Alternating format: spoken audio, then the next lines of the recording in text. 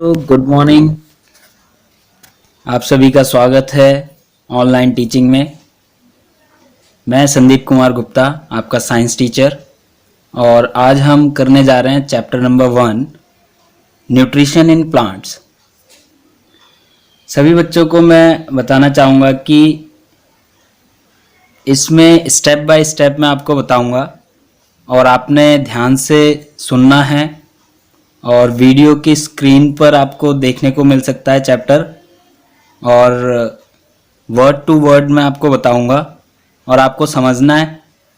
अगर आपको कुछ चीज़ डाउट होता है तो एक बार इस वीडियो को दोबारा देख सकते हैं आप, और अगर कोई भी उसके अलावा भी कोई क्वेश्चनिंग होती है या कोई क्वेश्चन आता है तो आप कमेंट बॉक्स में लिख सकते हो, मैं आपको आंसर ज़रूर दूंगा।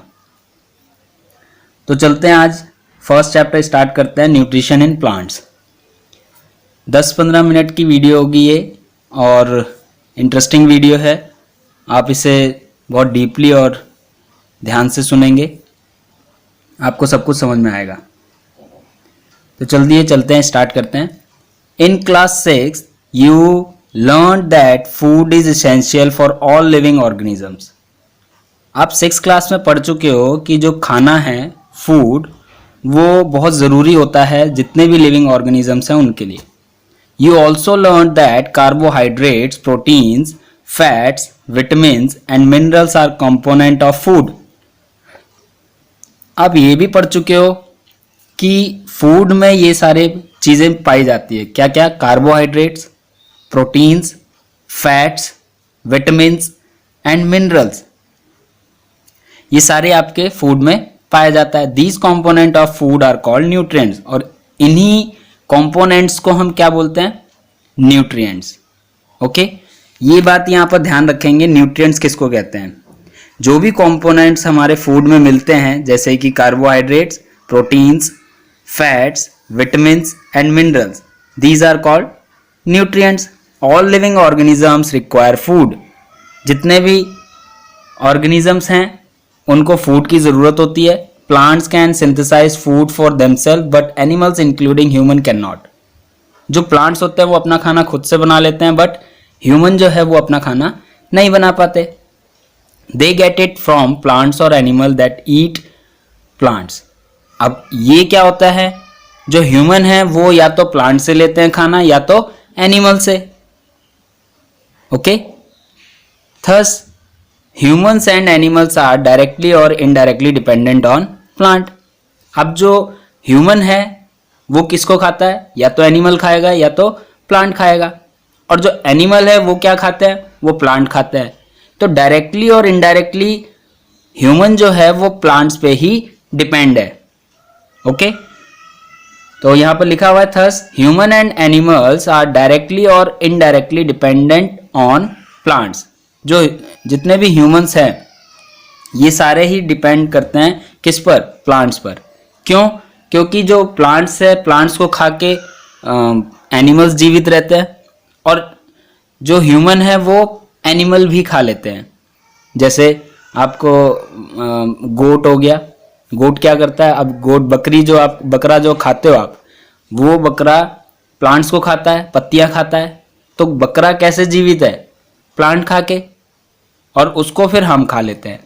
तो we are directly or indirectly dependent on plants. तो बूझो वहां क्वेश्चन करता है, बूझो बताता है क्या?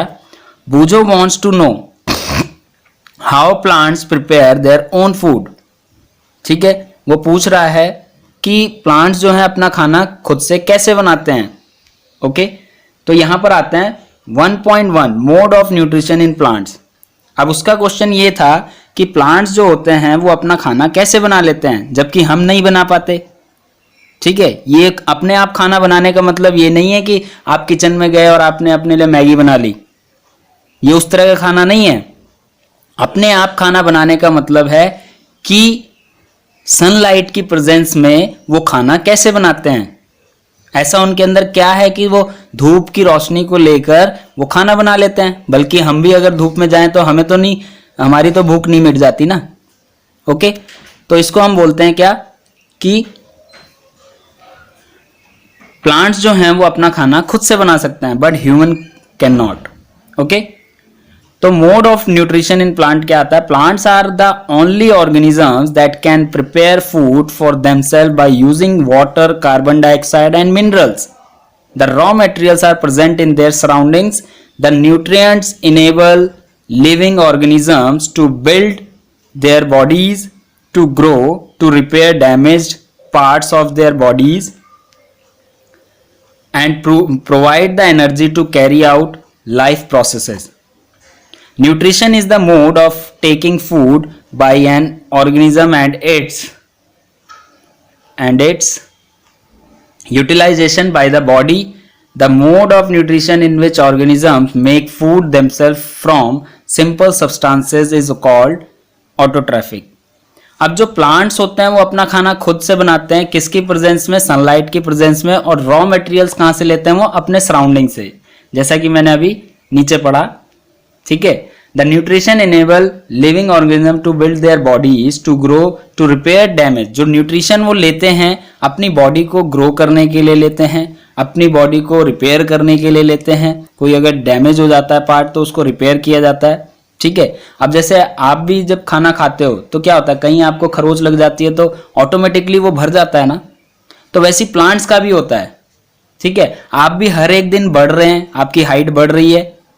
ओके, तो इस तरह से आपका ये सारा चलता है. तो न्यूट्रिशन जरूरी होता है हमारी बॉडी को. और वो न्यूट्रिशन कहां से मिलता है? फूड से. और फूड कहां से मिलता है? या तो प्लांट से या तो एनिमल से. Got it? तो चलिए आगे चलते हैं थोड़ा सा. तो उसमें भी जो मोड्स हैं, दो तरह के मोड्स होते हैं. यहां पर क्या है? Autotrophic and heterotrophic. What is autotrophic? Auto means होता है सेल्फ. ऑटो मीन्स होता है सेल्फ. सेल्फ का मतलब होता है खुद से. ट्रॉप्स मतलब होता है nourishment. Auto means self, trophs means nourishment. खुद से जो नरिशमेंट लेते हैं या खुद से जो नरिशमेंट करते हैं, ऐसे करने वाले चीजों को हम क्या बोलते हैं? ऑटोट्रॉफिक. ओके. और वो कौन से आते हैं? प्लांट्स. The only. ओके, ये सिर्फ और सिर्फ प्लांट्स ही कर सकते हैं. ठीक है. Nutrition. Therefore plants are called autotrophs. इसलिए हम प्लांट को क्या बोलते हैं? Autotrophs. Animals and most other organism take in food prepare by plants, they are called heterotrophs. जो एनिमल्स हैं, ह्यूमन बीइंग्स हैं, ठीक है, ये जो हम जैसे हैं, यानी कि हम क्या हैं? Human being. और जो एनिमल हैं वो, ये सारे क्या हैं? हेट्रोट्रॉप. हेट्रो मीन्स होता है अदर. इनका जो न्यूट्रिशन का माध्यम होता है, जो न्यूट्रिशन लेते हैं, ये अदर तरीके से लेते हैं. ये सूरज की रोशनी में नहीं ले पाते. अभी आप खड़े हो जाओ सूरज की रोशनी में, क्या आपका पेट भर जाएगा? नहीं. क्यों? क्योंकि आपके अंदर क्लोरोफिल नहीं है. अगर आपके अंदर क्लोरोफिल होता तो आप भी न्यूट्रिशन गेन कर लेते. ओके. तो यहां पर आपका नहीं हो सकता. Okay. Paheli wants to know why our body can not make food from carbon dioxide, water and minerals like plants do. तो वही क्वेश्चन आ गया. ठीक है. Now we may ask where the food factories of plant are located, whether food is made in all parts of the plant or only in certain parts. तो पहली पूछती है कि ये खाना बनता कहाँ है प्लांट्स में. आपको भी कुछ ऐसे ही सोचने में आ रहा होगा, है कि नहीं? तो ये खाना कहाँ बनता है और कहाँ जाता है. ठीक है. ये कौन सा सर्टेन पार्ट है जहां पर वो खाना बनता है, तैयार होता है. How do plants obtain the raw materials from the surrounding. और वो कैसे यूज करते हैं हमारे सराउंडिंग. सराउंडिंग यानी आसपास. आसपास से वो रॉ मटेरियल कैसे यूज करते हैं. How do they transport them to the food factories of plant. और वो ट्रांसपोर्ट कैसे करते हैं. ओके. तो चलिए थोड़ा सा और. तो मैं आपको बता दूं कि जो खाना बनता है वो पत्तियों पे बनता है. उसको हम बोलते हैं फूड फैक्ट्री.